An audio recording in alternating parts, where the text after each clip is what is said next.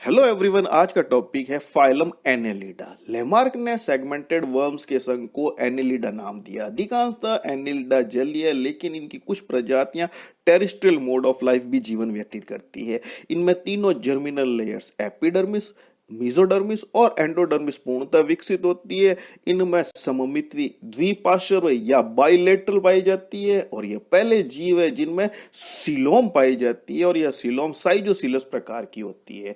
इनका शरीर एक्टोडर्म और मेसोडर्म स्तर तक सेगमेंटेड होता है। सेगमेंटेशन एंडोडर्म रीजन में नहीं पाया जाता है। इनमें शरीर भित्ति स्तंभी उपकला कोशिकाओं द्वारा निर्मित होती है जिन पर क्यूटिकल का आवरण पाया जाता है। इनके एपिडर्मल रीजन में क्यूटिकल सीक्रेट करने वाली ग्लैंड्स उपस्थित होती है। इनमें तीनों मसल्स लेयर्स पाए जाते हैं जिनमें बाहर की तरफ सर्ववर्तीय या सर्कुलर और भीतर की तरफ लॉन्गिट्यूडिनल मसल्स या अनुदैर्ध्य पेशी स्तर पाया जाता है।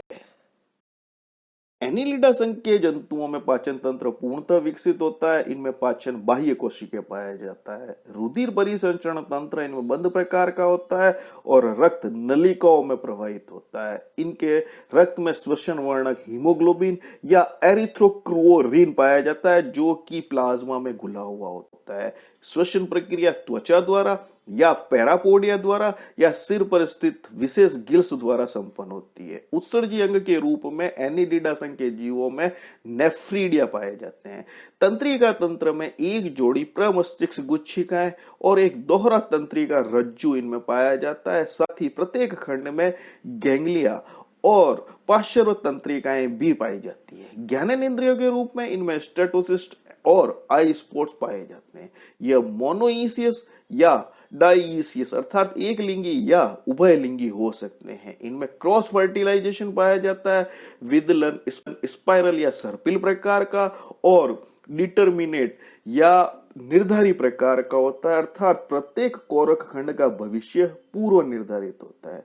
परिवर्तन इनमें प्रत्यक्ष या अप्रत्यक्ष प्रकार का हो सकता है। अप्रत्यक्ष प्रकार के परिवर्तन की स्थिति में ट्रोकोफोर लार्वा अवस्था पाई जाती है। इनमें जनरेशन की अपार क्षमता पाई जाती है। फाइलम एनिलिडा के 4 वर्ग हैं: Polychaeta, ओलिगोकीटा, हिरुडीनिया and Archie Annelida. Polychaeta के 2 उपवर्ग एरेंशिया और सिडेंटेरिया। वहीं ओलिगोकीटा के गण है प्रोसोपोरा, ऑफिसोपोरा, प्लेसियोपोरा, प्रोसोथिकेटा, प्लेसियोपोरा, प्लेसियोथिकेटा। वहीं हिरुडीनिया के गण या ऑर्डर है ग्नेथोपडेलिडा, एकेंथोपडेलिडा, रिंकोपडेलिडा, फेरिगोपडेलिडा। क्लास पॉलीकीटा के जीव जलीय हैं या सिंगल या ग्रुप में पाए जाते हैं। इनमें नेत्र, पैल्प और टेंटेकल सहित सिर विकसित अवस्था में पाया जाता है। इनमें सेगमेंटेशन एक्सटर्नल और इंटरनल दोनों प्रकार का होता है। इनमें किसी भी प्रकार की क्लाइटेलम नहीं पाई जाती है। लोकोमोटरी और रेस्पिरेटरी ऑर्गन के रूप में पैरापोडिया पाया जाता है जिस पर की अनेक सिट्टी पाई जाती है। यह एक लिंगी होते हैं जिनमें परिवर्तन अप्रत्यक्ष प्रकार का अर्थात इनकी जीवन अवस्था में ट्रोकोफोर लार्वा अवस्था पाई जाती है। पहला उपवर्ग है एरेंशिया। यह स्वतंत्र जीवी है जिनका शरीर खंडों में बटा हुआ होता है। सिर और एनस स्पष्ट होते हैं। सिर पर आगे की तरफ प्रोस्टोमियम स्पष्ट रूप से पाया जाता है। इनमें ग्रसनी बहिर्सारी होती है, दांतों और जबड़ों युक्त होती है। रिप्रेजेंट करने वाले जीव है नेरीज और एफ्रोडॉइट्स। वही उपवर्ग सिडेंटेरिया के जीव स्थानबद्ध यानी फिक्स और अधिकांशतः बिल में पाए जाते हैं। इनका शरीर 2 या अधिक भागों में विभक्त होता है। ग्रसनी के आगे की ओर दांत तथा जबड़े इनमें नहीं पाए जाते हैं। रिप्रेजेंट करने वाले जीव हैं कीटोप्टेरस और एरेनिकोला। अगली क्लास है ओलिगोकीटा। इनमें अधिकांशतः जीव जलीय होते हैं। विखंडन आंतरिक एवं बाह्य दोनों प्रकार का होता है। सिर अस्पष्ट होता है तथा संवेदी अंगों का पूर्णतः अभाव होता है। पैरापोडिया और सिट्टी भी अनुपस्थित होते हैं। अधिकांशतः उभयलिंगी होते हैं लेकिन इनमें परनिषेचन क्रॉस फर्टिलाइजेशन पाया जाता है। इनमें क्लाइटेलम आवश्यक रूप से पाई जाती है जो कि कोकून निर्माण में सहायक होती है। अगला ऑर्डर है प्रोसोपोरा। प्रोसोपोरा के अधिकांश जीव जलीय होते हैं। इनमें क्लाइटेलम पाई जाती है, साथ ही कोकून निर्माण की प्रक्रिया भी संपन्न होती है। इनमें पैरापोडिया और सिट्टी अनुपस्थित होती है और संवेदी अंग लगभग अनुपस्थित होते हैं। रिप्रेजेंट करने वाला जीव है ब्रैंकियोप्डेला। अगला ऑर्डर है ऑप्हिस्थोफोरा। अधिकांशतः यह नमीयुक्त स्थानों पर रहने वाले जीव है। इनमें क्लाइटेलम पाई जाती है, इनमें सिट्टी पाई जाती है, लेकिन सिट्टी की संख्या कम होती है। यह उभयलिंगी होते हैं तथा नर जनन छिद्र वृषण से अलग खंड में खुलता है और कोकून निर्माण की प्रक्रिया इनमें संपन्न होती है। रिप्रेजेंट करने वाले जीव हैं फेरिटिमा एंड लुम्ब्रिकस।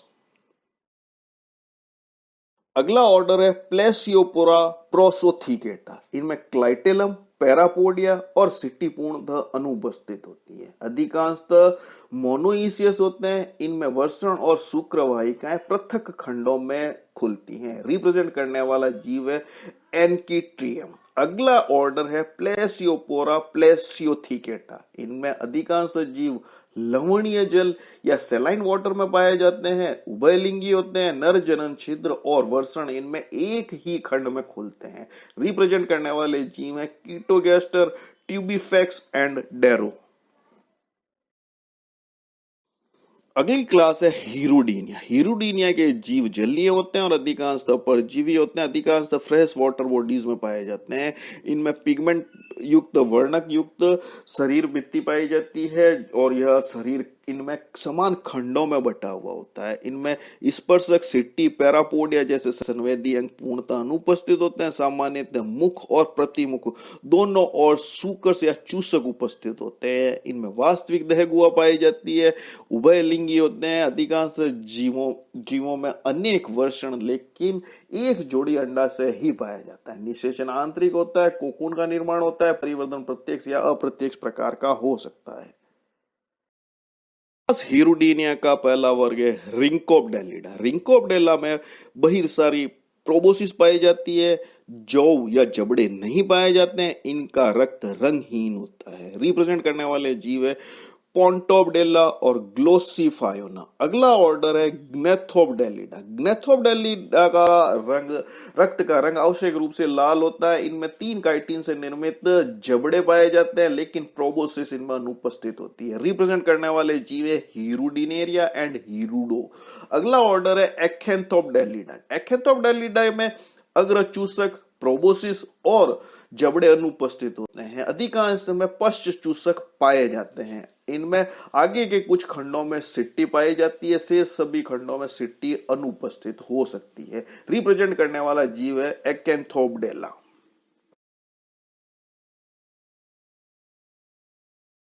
अगला ऑर्डर है फेरेगोपडेलिडा। इनमें प्रोबोसिस, अधर्य चूसक और जबड़े जैसी संरचनाएं नहीं पाई जाती है। यह सामान्यतः स्वच्छ जलीय या जल स्थलीय या नमीयुक्त स्थानों पर पाए जाते हैं। रिप्रेजेंट करने वाले जीव है डायना और इरपोपडेला। अगली क्लास है आर्कियनिलिडा। इनमें पैरापोडिया और सिट्टी नहीं पाई जाती है। श्वसन गिल्स के द्वारा हो सकता है। सेगमेंटेशन इनमें आंतरिक होता है। यह मोनोइशियस हो सकते हैं और परिवर्तन अवस्था में ट्रोकोफोर लार्वा अवस्था पाई जा सकती है। रिप्रेजेंट करने वाले जीव हैं पॉलीगॉर्डियस और Dinophilus. Thank you for watching video.